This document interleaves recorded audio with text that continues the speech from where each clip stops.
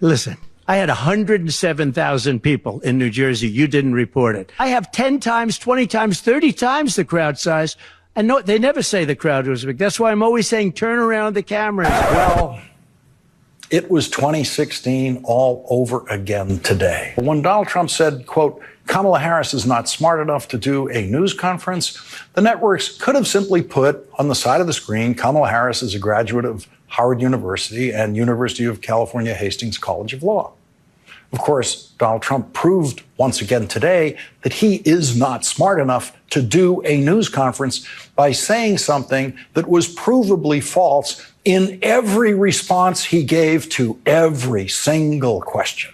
His responses came from that vast well of stupidity that takes up most of his brain. Donald Trump's latest rant is a prime example of his enduring tendency to distort reality and deflect criticism. His claims about crowd sizes and his attacks on VP Kamala Harris highlight his strategy of leveraging falsehoods to deflect attention from his diminishing influence. Trump's assertion that Harris isn't smart enough for a news conference, despite her impressive educational background, is a classic move to undermine his opponents by attacking their competence. In contrast, Trump's own responses reveal a troubling pattern of ignorance and incoherence, further undermining his credibility. This spectacle underscores not just a personal decline, but a broader disconnection from the facts, intensifying concerns about his capacity to lead effectively.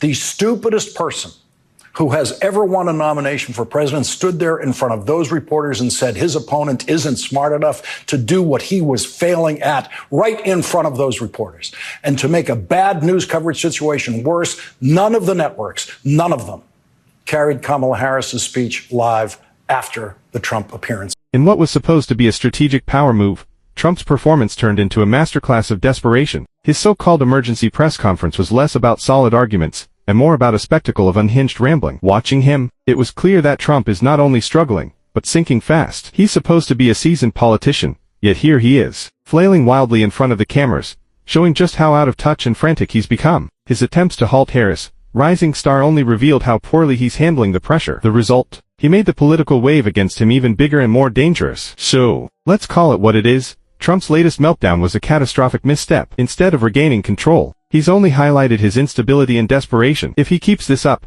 he'll only drive more voters away and solidify Harris' position. Okay. Mr. President, you have not had a public campaign event for nearly a week now. Tomorrow you'll be in Montana, which is not a swing state. Some of your allies have expressed concern that you're not taking this race seriously, particularly at a time where there is...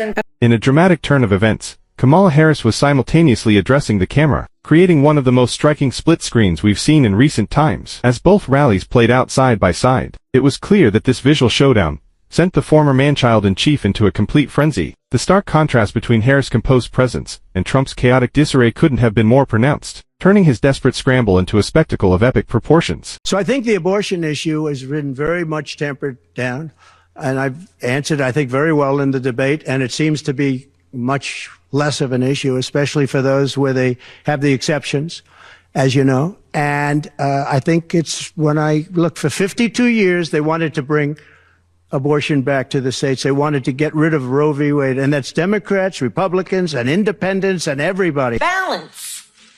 And then the outcome will be fair. And isn't that what we're talking about in this here election? Yes. We're saying we just want fairness. We want dignity for all people. We want to recognize the right all people have to freedom and liberty, to make choices, especially those that are about heart and home, and not have their government telling them what to do. In the aftermath, MSNBC's Lawrence O'Donnell ripped into the former president with a full segment that wasn't just about fact-checking, because honestly, no network can keep up with his deluge of absurdities. O'Donnell reminded everyone of a 2016 déjà vu, highlighting how the man who somehow ended up in the White House is once again proving himself to be the most clueless candidate ever given that power. It's a stunning showcase of incompetence that never seems to end. This network brought you the last few minutes of Kamala Harris's speech live, but was actually doing Olympics coverage when the speech began, and kept doing it. And so, as a first order of business in this hour tonight, we will correct that mistake by presenting to you in full and unedited, as if live, everything that Kamala Harris said today in her speech in Michigan, which all of the networks knew was coming. They knew what time it was coming. They knew how to cover it live, and they didn't. After giving Donald Trump more than an hour of live coverage on all of their networks. It's 2016 all over again. The same mistakes are being made. I have never seen an industry slower at learning from its own stupid mistakes than the American news business. And you cannot expect them in the next 89 days to figure out what they haven't been able to figure out in 9 years, how to cover a Trump for president campaign. One of the Harris-Walz campaign slogans now is, "We're not going back." But we just went back today. We went back 9 years in the press coverage of the campaign, the media coverage. Donald Trump gets credit from the people he lied to today for lying to them. They appreciate it. Reporters understandably and incorrectly believe that the most important thing a candidate can do is answer their questions. But they don't know what an answer actually is. Words spoken after their question marks are not necessarily answers and are never answers when they come from Donald Trump. There are rumblings in the news media now about Kamala Harris as a presidential candidate not doing what Donald Trump did today. Stand up in front of reporters and take their questions. And some of the tinier minds in the news media continue to give credit to Donald Trump for standing up and lying in response to every single question they ask. A lie is not an answer. Donald Trump never answers reporters' questions. Never.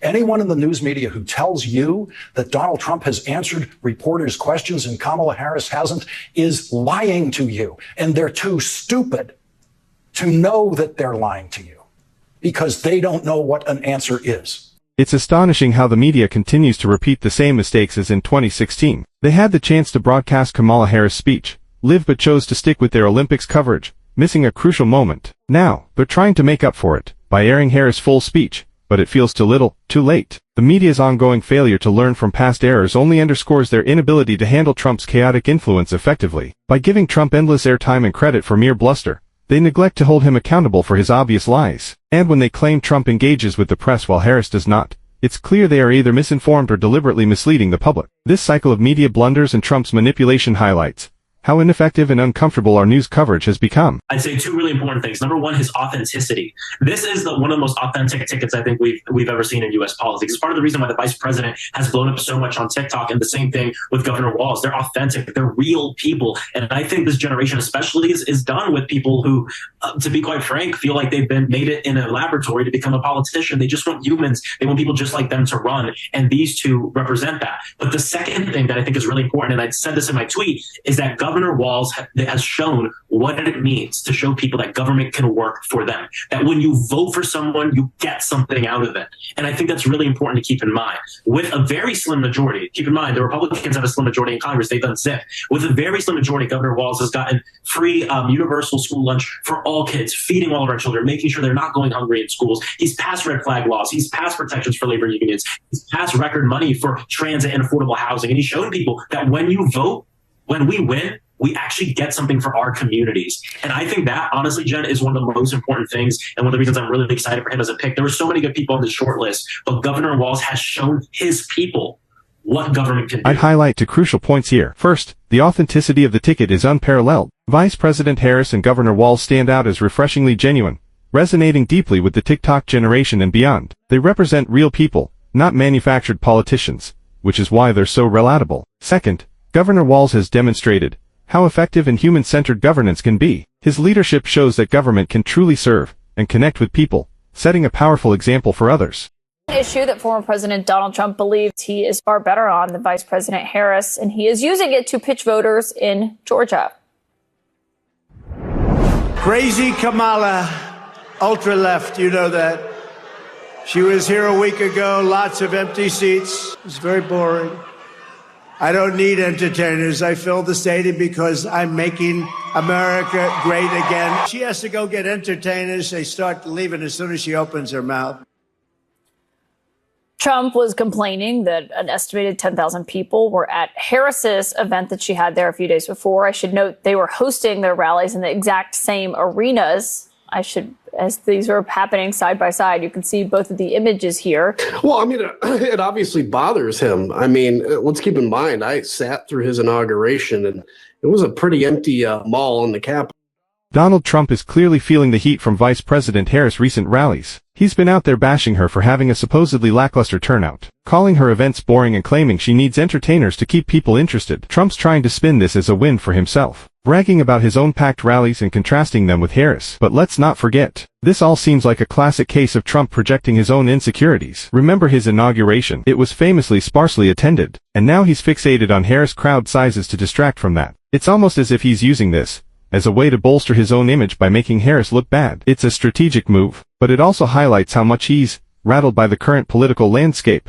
So, as the political landscape continues to heat up, it's clear that Donald Trump is feeling the pressure from Vice President Harris' growing popularity. His relentless attacks on her rally sizes, and the need to compare his own events, reveal just how unsettled he is by her momentum. While Trump tries to deflect and downplay Harris' impact, the reality is that these tactics are becoming increasingly transparent. The contrast between his desperate boasts and Harris' steady rise underscores a shift in the political dynamics. Thanks for tuning in. If you enjoyed this breakdown and want to stay updated on all things political, don't forget to like, subscribe, and hit that notification bell. Stay engaged, stay informed, and I'll catch you in the next video.